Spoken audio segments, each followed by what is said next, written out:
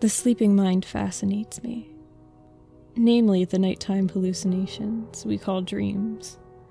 Because of this, I keep a journal to record every thought that passes through my brain at night. I set at least one alarm each day so that I'm able to wake up during my REM cycles and recall my grandest dreams. Sometimes I fall back asleep, but for the most part, I keep up with it. It's been an enlightening experience, and so far, I've filled a dozen notebooks with my nightly adventures. In addition to cataloging my dreams, I study the phenomenon. I've dissected every sleep guide at my disposal and watched countless documentaries. I even took an elective back in high school called Nocturnal Fantasies. Though it only lasted one semester, not enough students shared my affinity for the topic. In other words, most of my waking life is consumed by sleep in one form or another. Craving more knowledge on the subject, I recently perused my town library's massive local authors section. I was hoping to find a book on dreams I hadn't read, and this was the one part of the library I had yet to set foot in.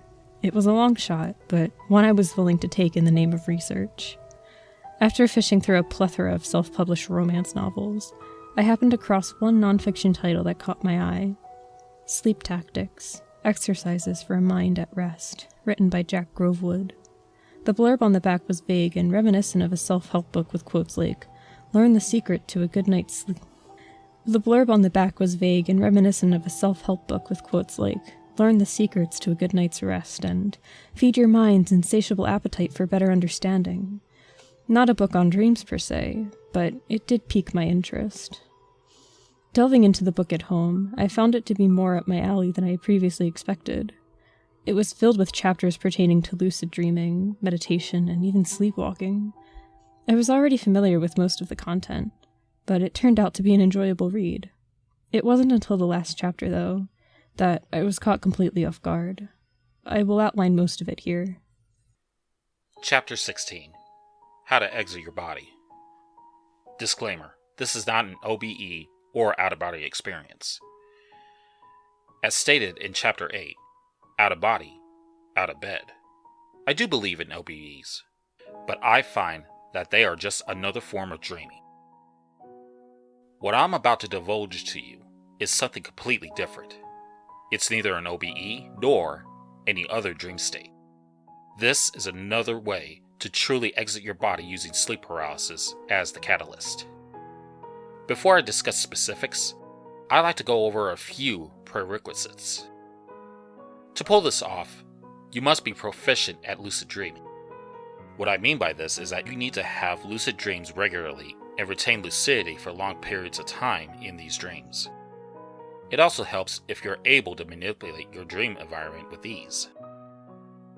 If you only lucid dream on occasion, you'll have to train your mind to do so more often. See Chapter 6, Becoming a Lucid Lucy. If you, however, are unable to lucid dream, then this technique is not for you. It's nothing personal. You simply lack the tools needed for departure. Another requirement is sleep paralysis. Most of us have experienced this at one time or another. But it will help immensely if you experience it on a regular basis. Coupled with lucidity and a focused mind, sleep paralysis is the only way out of your own skin, so to speak. That's all you need in the way of mental capacities, more or less. It's an added bonus if you had an OBE or wake-initiated lucid dream.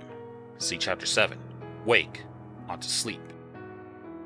Now, onto the fun part. I'm going to lay this out in a step-by-step fashion, followed by a more detailed explanation of what to expect upon achieving your first departure. Keep in mind that results may vary. Step 1. Fall asleep on your back in a slanted position. It could be on a recliner or a car seat, but your body must be diagonal relative to ground level. That's the only way I've ever been able to get this to work. For one reason or another, gravity plays a role. Step 2. Attain sleep paralysis. This is more of a waiting game than a step, as it's not entirely possible to execute at will. When it does happen, lucidity is key. You must be aware that you're in a state of sleep paralysis and be unafraid of your lack of mobility. This is one of the ways being a lucid dreamer comes in handy. Step 3. Once paralyzed, attempt to move your legs. If you're in the proper position, at least one of them should be mobile.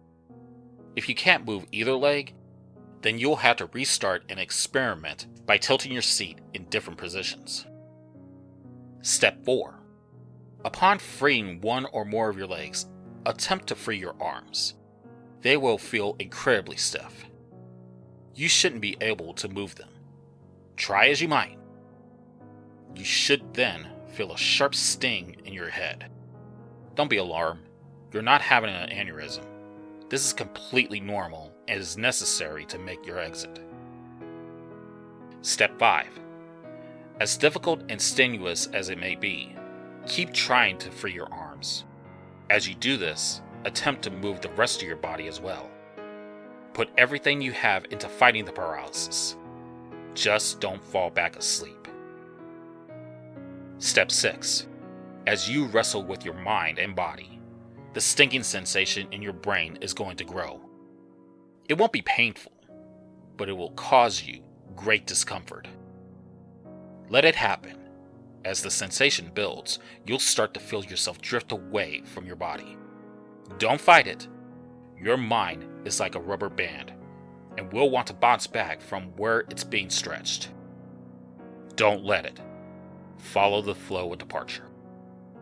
If you steal your mind's focus and follow these instructions to a T, you will have successfully exited your earthly meat sack and unlocked a marvel of the mind that has only just begun to be understood. And that's the gist of it. The author went on to say that the world you find yourself in upon departure will harbor some differences to the one you started in. It will appear similar in almost every way, but will be completely void of any life forms. On top of that, nothing will budge. Everything will remain in its place, as still as can be. After revealing the delicate process of re-entering one's body, the author ended the chapter with an eerie warning. Whatever you do, don't go near the water. I was dumbfounded. The entire book up to that point was factual, but the last chapter seemed like something out of a science fiction novel. It certainly made for good entertainment, but I couldn't make heads or tails of it. Why have such an out-of-place pseudoscience chapter in an otherwise reputable book? It just didn't make any sense. About a week passed before I thought about the book again. It was almost time to return it to the library, so I decided to reread its final chapter. As absurd as it seemed, I teetered between laughing it off once and for all and actually giving it a shot. I did meet all of the requirements, and it would amuse me to some small extent. I could, at the very least, say I tried it myself, if for no other reason than to prove it was a load of crap. After weighing the pros and cons, I ended up giving in to my curiosity. I knew it wasn't going to work, but it would be a fun little experiment, if nothing else. Besides, was there really anything better for me to do during an episode of sleep paralysis? The only minor nuisance was that I'd have to fall asleep on one of my recliners instead of in the comfort of my king-size Serta mattress. A small price to pay for the sake of scientific discovery, I suppose. On the night in question, I wound up having 3 episodes of sleep paralysis. During the first, I was far too groggy. I completely forgot about the book and quickly fell back asleep. The second one lasted a bit longer, and I was able to remember the steps outlined in the last chapter. I could just barely move one of my legs, and upon trying my arms, I did feel a small but noticeable discomfort in my head. I wondered for a split second if the author was onto something, and that made me a bit excited. Because of this, I jolted awake. Reflecting on the incident, I became intrigued. I still didn't believe I could exit my body, but I knew something was going on. I decided to tilt the recliner back a bit and try again. This time, I would have better control. Next episode came pretty quick. I hadn't fallen asleep yet, but my body was getting ready to. This is it, I thought. I allowed the paralysis to fully set in before attempting anything. It was difficult not to fall asleep, but I managed. This time around, I was able to gain full control over my left leg. I moved it back and forth a few times before trying to free my arms. True to the method, they wouldn't budge and felt oddly stiff. more so than usual. This is when the familiar sting set in. It jarred me, but I kept going. The more I tried to move my arms, the greater the sting grew. Believe it or not, as I continued, I did, in fact, feel myself drifting away from my body. I tried to keep it up, but my nerves got the best of me. I lost all control for just a moment and was sucked right back into my body, immediately waking up in the process. This experience startled the hell out of me. It was beginning to seem more and more likely that the last chapter of Jack Grovewood's book was somehow accurate. My curiosity became aroused to such an extent that I felt the overwhelming need to tell someone about it. Luckily, I knew just the person. My buddy Josh is a character. He believes in a lot of what I don't. This causes us to butt heads on a lot of topics. In simple terms, I'm a skeptic and he's a believer. One thing we can agree on, however, is our love for dreams. He's the only person I can talk to at length about the subject. He also happens to meet the requirements listed in the book. I was hoping he would join me for a sleep session and help me get to the bottom of what was going on. I called Josh up and told him everything. He was ecstatic, as I knew he would be, and agreed to meet me at my place the following night for departure. In his mind, this was going to go off without a hitch. I wasn't completely sold on it yet. I was just happy to have someone else to tag along for the ride. Fast forward to the following night. We hung out for a bit, and I showed Josh the book. His eyes grew wide upon reading the final chapter, and he couldn't wait to try it out for himself. I told him not to get his hopes up, but it was clear to me that they already were. Ready as ever, we laid down at the opposite ends of the living room on my 2 recliners. Josh cracked a joke that this was the first night we'd be sleeping together. I threw a pillow at him, and then we were off. Shut-eye was just around the corner. And this is when things took a turn for the bizarre. I didn't have an episode of sleep paralysis right away, but I did end up waking up a few hours into my nap. I noticed that Josh was fast asleep in the recliner across the room. Needing to empty my bladder, I walked past him to get to the bathroom, tripping over his legs in the process. I met the floor with a thud and turned around to see if Josh had woken. To my surprise, he hadn't. I knew he was a heavy sleeper, but even he should have woken up, given the commotion. Becoming worried, I called out his name. No reaction. I tried shaking him. Nothing. I grabbed a wrist and checked his pulse. It was there, however weak. This was when I panicked.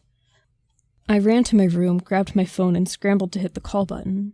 Just as I was about to dial 911, I heard a loud gasp from the next room, like a diver coming up for air. I ran out there as fast as I could, and to my delight, Josh was awake. He looked at me with wide eyes and said, "Dude, it fucking worked." I was flabbergasted. Though Josh was an over-enthusiastic believer, and downright stubborn at times, he was no liar. I asked him more than once if he was sure it wasn't a dream, and he insisted that he was absolutely certain. Between his firm conviction and the weak pulse just moments before, I had no choice but to believe him. It seemed that the book was legitimate after all. We spent the next couple of hours talking about it. After leaving his body, Josh found himself in my living room, but it was noticeably inanimate. Everything was perfectly still, not even a speck of dust floating through the air. Josh also noticed that his body was translucent, a milky white outline of its former shape. He attempted to open the door to my house, but the knob wouldn't turn and the door would not budge. It took him a while to realize this, but he found that his new form allowed him to phase through walls. Josh went on to tell me that the world outside was very different from ours. He said it was like having the contrast dialed up on a picture. That and the static nature of everything made it feel like being trapped in a photograph. I tried to imagine it, but I knew I needed to see it for myself. We made plans to go back to sleep and enter the world together. Despite my excitement, I was able to make my first successful departure that night. Josh was waiting in the room for me, next to his sleeping body. Seeing ourselves like that was fascinating in and of itself, but I wanted more than anything to see the world outside, a world where adventure and discovery awaited us. For a few weeks, Josh slept over my house and we explored the new world. We would camp there for what seemed like days at a time. It was fun and downright addicting. Curiosity was what kept us going. We wanted to know more and more about the odd realm we had discovered. Here are just a few of the things we learned during our excursions. The lighting is fixed. It always looks to be about noontime based on the objects in the building at eye level. However, the sky is black and filled with stars. It's a strange dissonance I can't quite put into words. It's impossible to phase through older buildings. Not sure why. There are no life forms. Just as the book stated, not even animals or insects. Sound is bathed in a slight echo. It's always noticeable when Josh and I talk. It's possible to fall asleep there, but you won't dream. If you travel too far from your body, you'll hit an invisible wall and be unable to go any further. Time doesn't pass in the real world when you're departed. After about a month of successful departures, things changed. The more we explored, the more uncomfortable I felt. It always seemed like something was watching us, even though there was no one around. Josh was the opposite. Our late-night adventures were becoming so routine for him that he was becoming bored. He kept talking about the water and how he wanted to get a closer look at the pond near the main road. I reminded Josh of the author's warning, but it didn't seem to faze him. Eventually, his curiosity got the best of him. One night, upon leaving my body, Josh was nowhere to be found. I thought that maybe he hadn't departed yet, but up until that point, he'd always beat me to the punch. This could only mean one thing. I faced through the walls of my home and raced to the nearby pond. Josh was there, standing at the end of the dock that locals used for fishing in the real world. I yelled out to him, "Josh, what are you doing?" "It's fine, see? There's nothing to be scared of. It's just water." I watched as Josh reached down and touched the surface of the pond. It rippled. The hair on the back of my neck stood up. The water should not have reacted. We'd been there for weeks and hadn't seen a single thing move. Even the air was still. Perplexed, I began walking out toward Josh. He lifted his hand up, just as awestruck as I was. As he pulled his arm back, the ripple expanded. With it, a small portion of the water turned dark. After a few moments, something reached out from the blackness. It was a hand. A fucking hand. It reached up and grabbed Josh's leg, yanking him downward. He went feet first into the water, holding onto the dock for dear life. As he screamed, I ran toward him. Before I could even get halfway to his position, I was watching him disappear into the water. I ran the rest of the way, but the darkness had faded and returned to normal. My best friend was gone. In a state of fear-induced panic, I ran away. I wanted to save Josh, but I didn't know how. Plus, I felt that if I re-entered my body, perhaps I'd find him, awake in the real world. It was wishful thinking, but it was all I had. That wishful thinking fell flat when I awoke. Josh was still unconscious. I tried and tried, but I could not wake him. Eventually, I called 911, and he was taken away on a stretcher. The doctors say he's in a coma, but can't discern what caused it. And that's everything. I'm a fucking wreck over what happened. I've tried to visit Josh in the hospital, but I can't face his parents, and they're always there. Instead, I go out to the pond in the real world, hoping that somehow I'll find answers. All I do end up finding are more questions. They keep me up at night, along with a reoccurring nightmare replaying the events from that day. I've tried departing since, but to no avail. Something's holding me back. It might be fear. That world is like a photograph, a still frame of a place we were never meant to see. A moment frozen in time with a layer of reality stripped away, and something is living there. Despite this truth, I feel a need to dive back in and save my friend. He didn't heed the author's warning, but I'm the reason he entered that world in the first place. I'm the reason he can't wake up. I have to go back. Heyo, fourth wall break really quick. First of all, if you liked this story and you want to support the author, you can check him out. There is a link in the description to a place where you can donate to him. And I'm gonna link a book of his in the description if you want to buy it. I think he's pretty cool dude. You can check him out if you want. And if you liked Evil Outcast's cameo in this, please check him out too. His link is also in the description. He's an awesome narrator. He's been here for like as long as I have, and it would be amazing if you could go check out his channel, subscribe to him, watch his shit, and I hope you all have a great day, evening, or night whenever you're watching.